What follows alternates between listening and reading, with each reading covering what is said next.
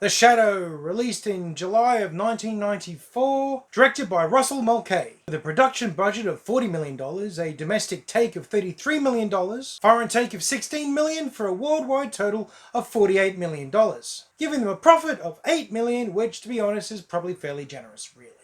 Starring Alec Baldwin, John Lone, Penelope Ann Miller, Peter Boyle, and that's about it for the main cast. Surprisingly though, in a fairly impressive support role is Tim Curry and Sir Ian McKellen. Here's a blast from TV past. It's Max Wright. Who's Max Wright, you say? He's Willie Tanner from Alf. I heard his voice and it got stuck in my head for most of the movie. Something had to keep me entertained. Okay, characters. Okay, so you've got the Shadow, played by Alec Baldwin. You know what? Yeah, right, he's there, isn't he? He's kind of like your Bruce Wayne light, then your Batman plus a few extra bits, but minus the cool stuff. His main ability is to cloud men's minds and allow them to see only what he wants them to see, either nothing or just his shadow or an illusion or something. Can also make him look really weird. Turns out that that's his comic book accurate appearance that he morphs into when he's in shadow mode. He's also got telepathy and telekinesis, it turns out. He's serviceable. He's alright. Not great. At no stage is this character great. Then you got Ghengis Khan's ancestor or something. The last ancestor of Ghengis Khan. He's another psychic, telekinetic, mind-fogging sort of guy. He's the villain. He's very over the top. He's quite extra campy. I think he's the only one that got the memo, actually, about how campy this was meant to be. I mean, aside from Tim Curry, but I think that's his default setting. Yeah, he's there. Alright. Penelope Ann Miller as the love interest / sidekick / just the pretty thing. Has more to do than I expected. And I think she's actually smarter than the Shadow is. He's kind of stupid. Like, dumb as rocks a couple of times there. Whereas she is much smarter than him. I'll stand by that. She thinks further, connects dots, makes some calls, does a bit of research, looks into things. She's like a really, really light version of Lois Lane. Then you got the taxi driver. Who is the taxi driver? Peter Boyle. Peter Boyle cashing a check. Does it fairly well. Tim Curry as the bad guy / henchman of the bad guy is very, very Tim Curry. In fact, he's almost indistinguishable from other roles you've seen him in. He's getting paid to be very, very Tim Curry. And it's working out for him. It really does in this movie. He doubles down on the crazy. He really goes nuts. Someone must have told him to act like you're losing your mind. So he does. Does it quite convincingly. Ian McKellen as the absent-minded, foolish professor who accidentally builds an atomic bomb without realizing he's built an atomic bomb, and then spends the most of the movie looking befuddled. That's almost criminal. Not happy about it. Just, nah. Okay, so characters. Overall, the characters pretty average. Some of them below average. It kicked off really cool, actually. And then he just got a little generic. And very Bruce Wayne, Batman sort of thing. It's just, alright. There was no real chemistry between any of the actors. There was nothing that made you want to be invested. There was nothing that made you connect or relate or identify with or want to know more about them. Yeah, characters. I'm going to give characters a 2. They could have done more with it, but they didn't. Story. Yeah, right. Let's see. The great-great-great-great-grandson of Ghengis Khan has come to America with his telekinetic, psychic, mind-bending powers to create an atomic bomb, level New York, show the world how powerful he is, and demand great riches and become the most powerful Khan of all time. One man to stand in his way is a former villain, opium lord, and general bad guy, the Shadow, who has also been taught the art of mental manipulation by the same guy who taught Son of Khan. And, you know, now he's trying to redeem from his sins and be the better guy whilst always living in the darkness of his heart. Oh, something like that. Anyway, he's off to save the day, and the girls have been dragged along because she's psychically receptive and can see into the Shadow's mind, can see past his mind games, and knows truly who he is, which from what I can tell is Alec Baldwin looking for work. And so they've got to do their research and stop him. And there's a whole bunch of little interlinked scenes that I'm pretty sure are interesting if I could pay attention long enough. There's some odd sequences that just I mean, I know why they're there. I know why they're in the movie. They propel the story along. But then they've got bits either end of this scene that are kind of needless. I mean, that does make the bad guy look like a bad guy. That's good, right? Except it's so ham-fisted attempts at, he's such a villain, that you're just wondering why.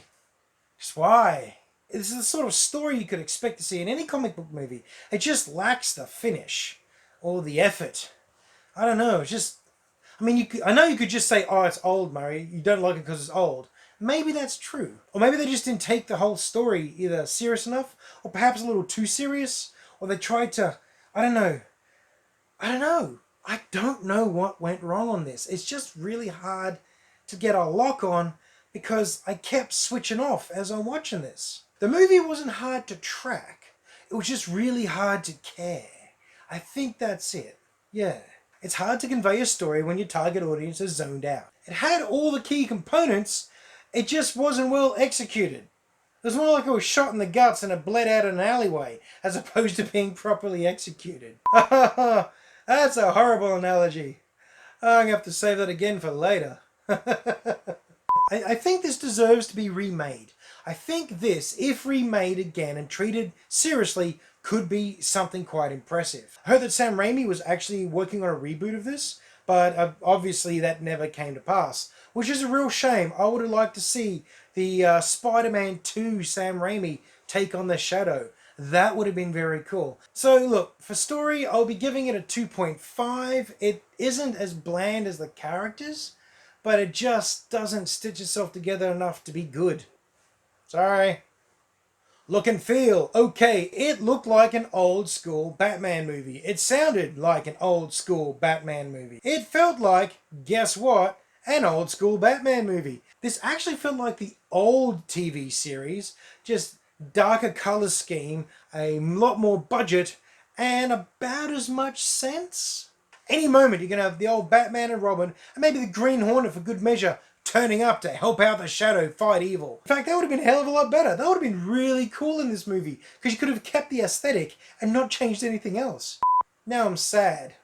You can see the influences of the earlier movies and the old radio plays and the comic books and a lot of the earlier TV series that have dark and mysterious spy type characters in it. That really feels quite apparent. But, you know, for a movie called The Shadow, they play with shadows a lot. And at least they keep with that. That isn't so bad.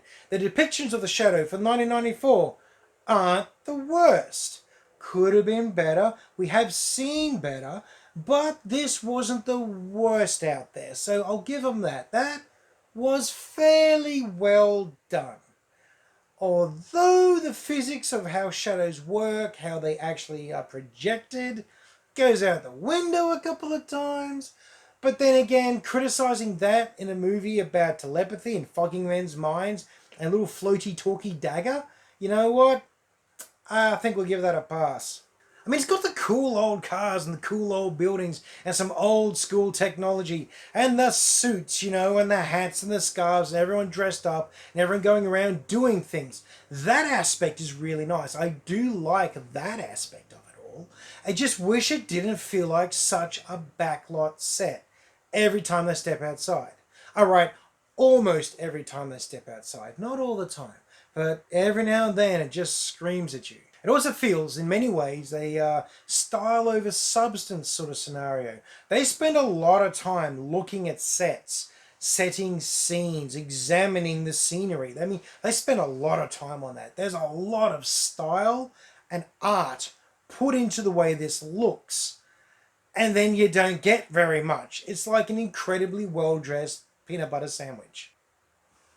Feels like The Phantom, actually. If you told me that this was filmed on the same set, with the same budget and the same people as The Phantom, then I would have believed that.